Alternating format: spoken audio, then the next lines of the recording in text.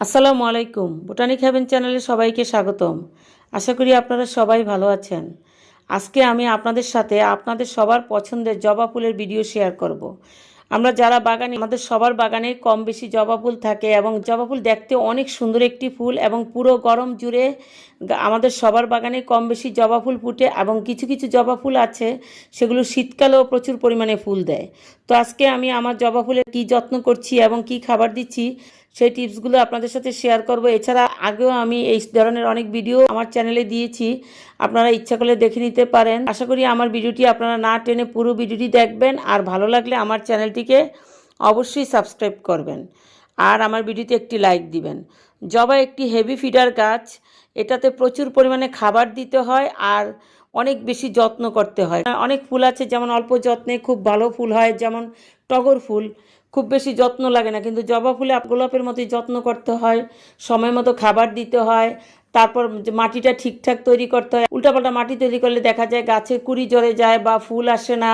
আবার জবাতে বিভিন্ন ধরনের সমস্যা হয়, যেমন মিলিবাগ আক্রমণ জবার একটা অনেক বড় সমস্যা।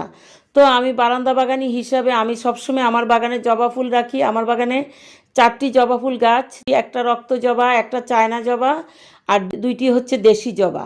একটি জবা এখানে 12 মাসই, আরেকটা জবাতে শীতকালে অল্প অল্প ফুল হয় আর বাকি 2টাতে গরমকালে ফুল ফুটে। আর সবগুলো জবাতেই দেখা যায় প্রচুর পরিমাণে ফুল ফুটে। আমি এই গাছগুলোতে সবসময় ফুল পাই এবং এটা আমার জন্য অনেক আনন্দের। আমি কি কি যত্ন করি আর কি কারণে আমার গাছে এই ফুলগুলো আসে সেই ভিডিওটি আপনাদের সাথে শেয়ার করছি।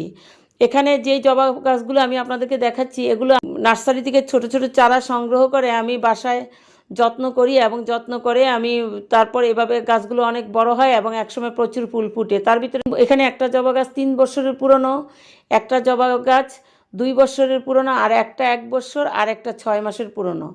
তো 3 বছর পুরনো যেই জবা গাছটি, এই গাছটিতে অনেক বেশি ফুল আসে, একদম পুরো গরমে ফুল আসে, শীতকালে অল্প অল্প ফুল আসে। মাত্র 8 ইঞ্চি সাইজের একটি টবে দেওয়া।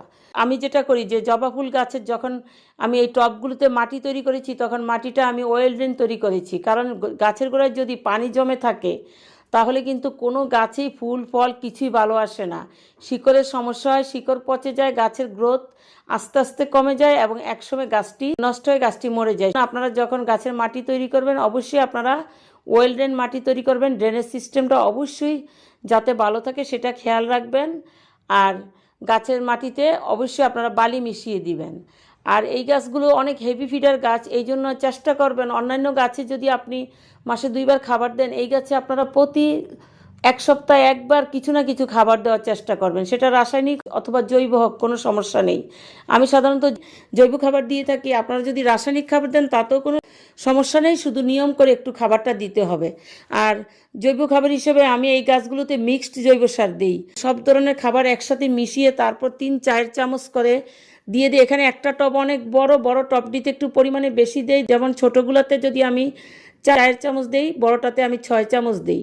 এভাবে আমি vermi compost, kitchen West compost অথবা গোবর সারের সাথে আমি নিম খৈল, হাড় গুঁড়ো, শিংকুচি, সরিষার খোলের গুঁড়ো, অ্যাপসম সল্ট সবগুলো একসাথে মিশিয়ে তারপর আমি একটা মিক্সড জৈব সার তৈরি করি। আর এই জৈব সার তৈরি করার সময় আমি 8 ইঞ্চির একটা টবের জন্য আমি 4 চামচ বার্মি কম্পোস্টের সাথে আমি 1 চামচ শিংকুচি, 1 চামচ হাড় গুঁড়ো, 1 চামচ নিম খৈল, হাফ চামচ সরিষার খৈল, তারপর আধা চামচ অ্যাপসম সল্ট এভাবে মিশিয়ে থাকি।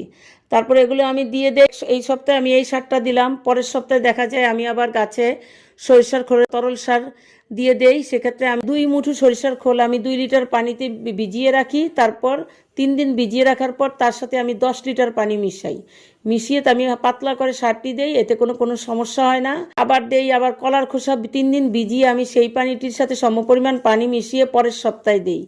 আবার দেখা যায় তারপরের সপ্তাহে দেখা যায় আমি পেঁয়াজের খোসা 3 দিন পানিতে ভিজিয়ে তার সাথে সমপরিমাণ পানি মিশিয়ে তারপর গাছে প্রয়োগ করি। এভাবে দেখা গেছে আমি যত্ন করি এবং খুব ভালো রেজাল্ট পেয়েছি। আমার বাগানে কোনো ফুল থাকুক বা না থাকুক জবা ফুল সবসময় ফোটে এবং রক্ত জবা গাছে তো প্রচুর পরিমাণে এই বছর ফুল এসেছে। অনেকের কুড়ি ঝরার সমস্যা হয়, কিন্তু আমার গাছে কখনো কুড়ি ঝরার সমস্যা হয়নি, কারণ আমি যেভাবে সার দিই এই সারগুলো আপনারা যদি নিয়ম করে দেন তাহলে আপনাদের গাছের রোগ প্রতিরোধ ক্ষমতা বেড়ে যায় এবং কুড়ি ঝরা কমে যায়। বিশেষ করে কলার খোসা, পেঁয়াজের খোসা এগুলো গাছের জন্য খুব উপকারী। আর একটা বড় সমস্যা হচ্ছে মিলিবাগ।